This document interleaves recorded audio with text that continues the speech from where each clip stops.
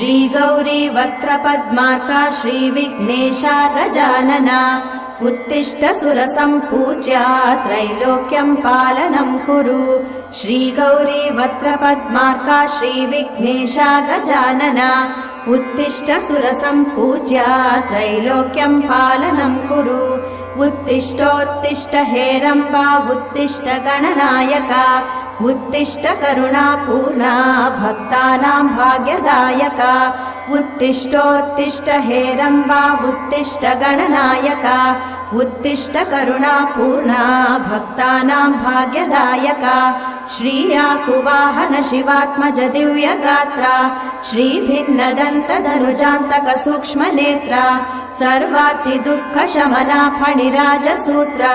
देवा गणेश्वर विभो तव सुप्रभातम्।